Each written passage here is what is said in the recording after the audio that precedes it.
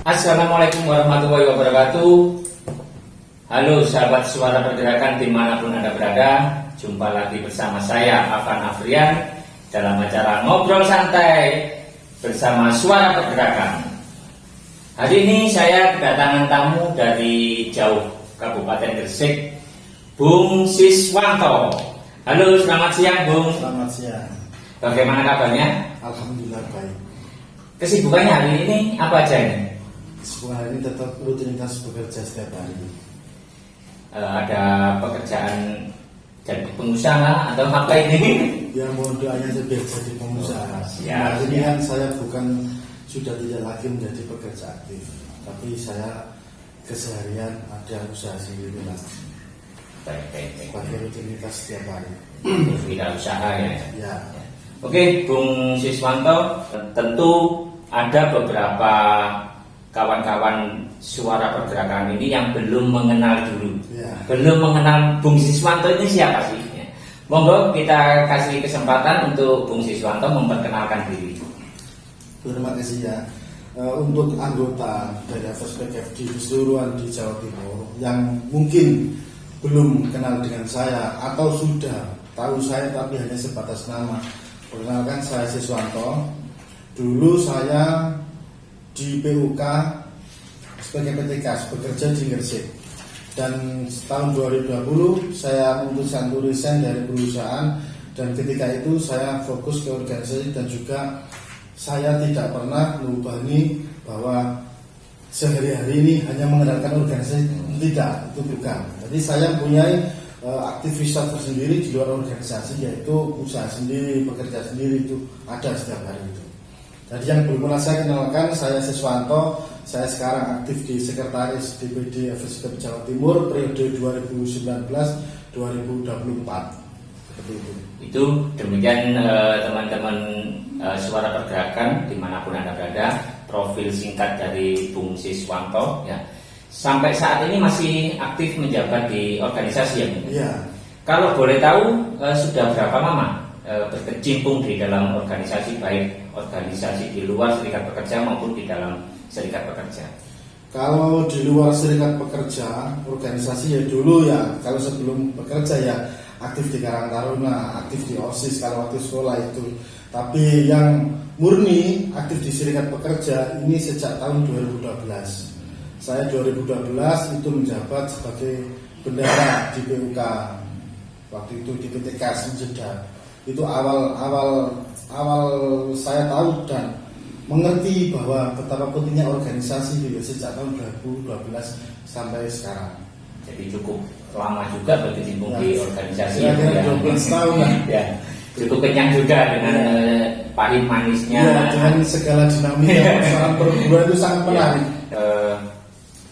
Kedatangan Bung Siswanto ke sini, pertama kami ingin mengklarifikasi karena akhir-akhir beberapa bulan hari ini akan ada musyawarah daerah FSPKF Provinsi Jawa Timur. Nah, kami mendengar Bung Siswanto ini akan diusung oleh beberapa anggota atau teman-teman dari FSPKF untuk maju menjadi calon ketua DPD FSPKF Provinsi Jawa Timur. Apakah benar?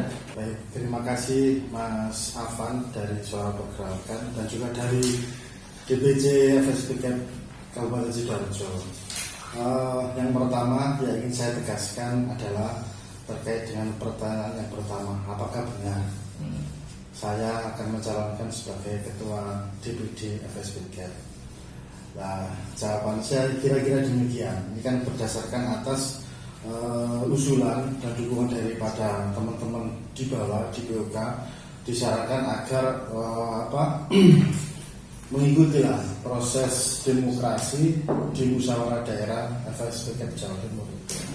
Lalu kemudian terkait dengan rencana-rencana tersebut, tentu kalau saya tidak mempunyai visi misi atau program kerja itu juga tidak mungkin.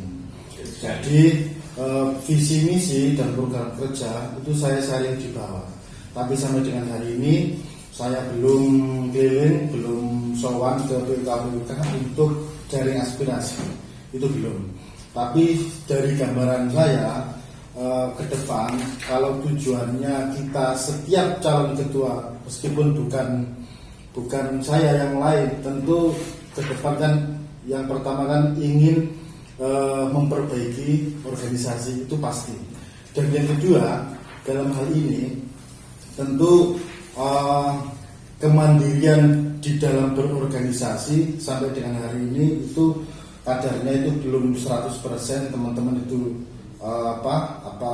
sadar bahwa kemandirian organisasi itu sangat penting, terutama di dalam berorganisasi. Ini kan ada yang hidupnya organisasi, jalannya organisasi itu kan yang pertama dipengaruhi dan penopang utama adalah DOS, iuran organisasi. Ke depan ya sudah diatur di dalam anggaran dasar dan rumah tangga bahwa pemasukan di dalam organisasi tidak harus dari iuran organisasi, melainkan bisa dari usaha-usaha lain yang sudah ditetapkan di dalam rapat atau musyawarah di organisasi agar menjadi pemasukan di luar iuran organisasi. Itu tujuan utama atau termasuk masuk dalam program kerja ketika nanti saya terpilih atau diberikan amanah untuk memimpin atau SPK di Jawa Timur.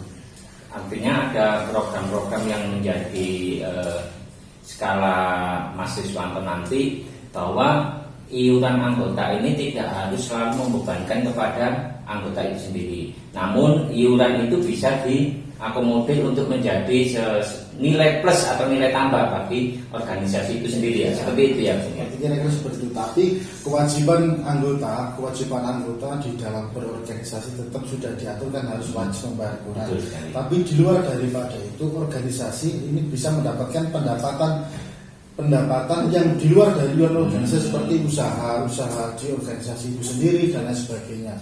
Nah, kayak semisal kewirausahaan, jujur kewirausahaan itu sangat penting. Ketika sekarang kan masih menjadi pekerja aktif, kalau nanti ke depan sudah tidak menjadi pekerja aktif lagi, kalau tidak punya basic kewirausahaan ketika kita berorganisasi mendapat pendidikan itu kasihan anggota. Jadi ke depan organisasi ini akan bisa menjadi lebih bermanfaat ketika untuk anggota yang sudah desain dari perusahaan. Seperti itu. Jadi nilai tambahnya nanti akan ada seperti pembinaan atau penyuluhan agar ketika pekerja ini sudah tidak aktif lagi bekerja di perusahaan-perusahaan, bisa berwirausaha di rumah. Seperti itu ya. Seperti itu.